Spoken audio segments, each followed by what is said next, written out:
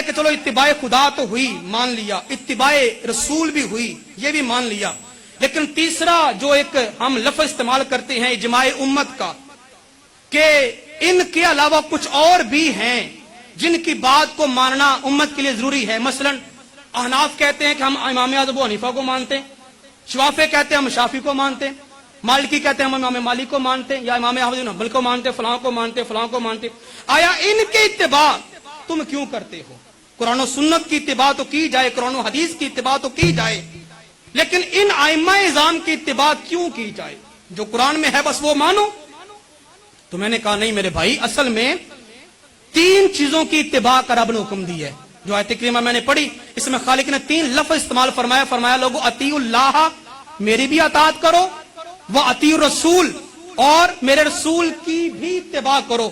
اور تیسرا لفظ خالق نے فرمایا وَأُولِي الْأَمْرِ مِنْكُمْ، وَأُولِي الْأَمْرِ مِنْكُمْ، فرمایا تم میں سے جو اولو الامر افراد ہیں ان کی بھی اتباع کرو.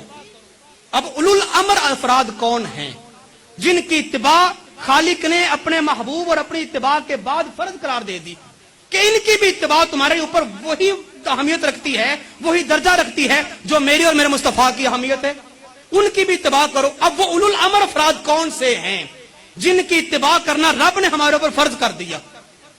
اب اولو الامر افراد، ایک تو اس آیت کریمہ کی تفسیر اسی آیت کریمہ نے ہی کر دی.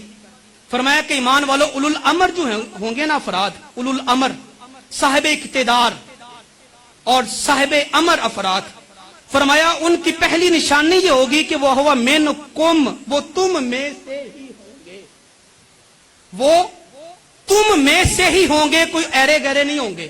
کیونکہ پیچھے خطاب تھا نا ایمان والوں کو، یا ایھا الذین آمنوا، اے ایمان والو اطیعوا اللہ، اللہ کی اطاعت کرو، واطیعوا الرسول، اور اس کی رسول کی اطاعت کرو، واولی الامر منکم، اور جو تم میں سے اولی الامر ہوں گے ان کی اتباع کرو.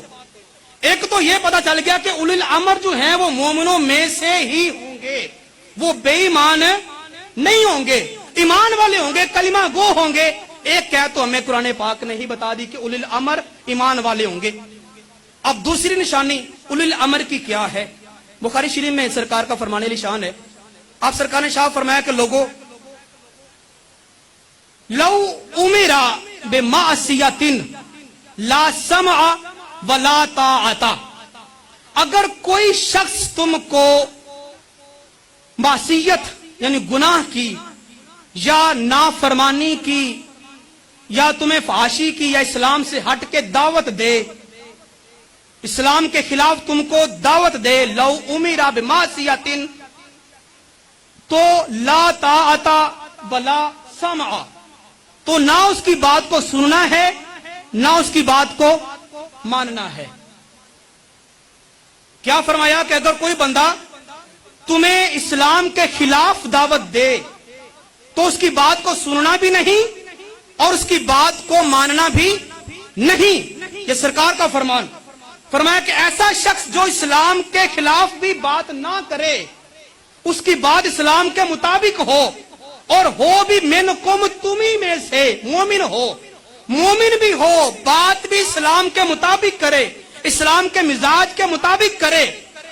مولا اگر ایسا بندہ ہمیں مل جائے جو اسلام کی بات کرے، مومن ہو، اور نافرمانی کی، بے ادبی کی، گستاخی کی اور گناہوں کی بات بھی نہ کرے، پھر اس کی بات کی اہمیت کیا ہے؟ اس کی بات کا دین اسلام میں جو نا وہ ایک درجہ کیا ہے؟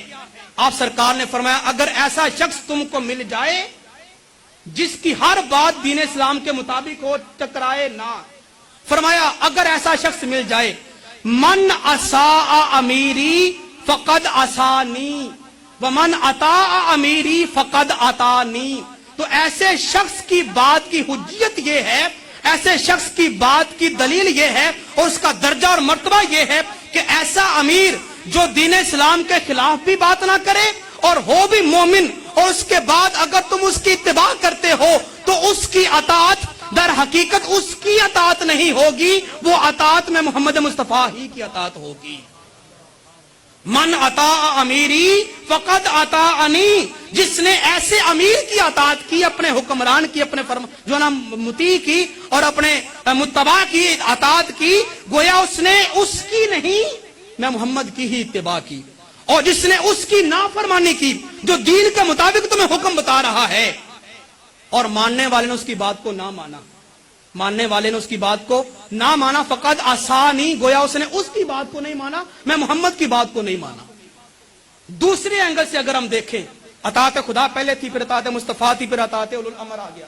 اگر ہم اس کو الٹ سمجھ سے دیکھیں تو اس کا مفہوم یہ بنتا ہے کہ سرکار نے فرمایا لوگوں، امیر کی اطاعت، اپنے مقتدا کی اطاعت اور اپنے مطاع کی اطاعت اور اپنے مقلد کی اطاعت، سرکار نے فرمایا اصل میں یہ اس کی اطاعت نہیں، یہ میں محمد ہی کی اطاعت ہے، یہ میری ہی اطاعت ہے۔ اور سرکار کی اطاعت کا حکم کیا ہے؟ سرکار نے فرمایا رب نے فرمایا میں یوتی رسول فقد اطاع اللہ، جس نے رسول کی اطاعت کر لی اس نے اللہ کی اطاعت کر لی۔ تو گویا اولو الامر کی اطاعت کرنا سرکار ہی کی اطاعت کرنا، اور سرکار ہی کی اطاعت کرنا اصل میں اللہ ہی کی اطاعت کرنا۔ سمجھ آ گئی نا؟ تو معنی یہ بنا کہ اجماع امت جو ہے، ائمہ کرام، مجتہدین، سلف صالحین، ان کے اتباع کرنا اصل میں اگر دین کے مطابق ہو تو ہم رسول پاک ہی کی اتباع کر رہے ہوتے ہیں، اور ان کی اتباع کے اندر ہی سرکار کی اہمیت پوشیدہ ہے، اور سرکار کی اہمیت کے اندر ہی کی خدا کے اندر پوشیدہ ہے۔ اللہ بس سمجھنے کی توفیق عطا فرمائے۔ واخر دعوانا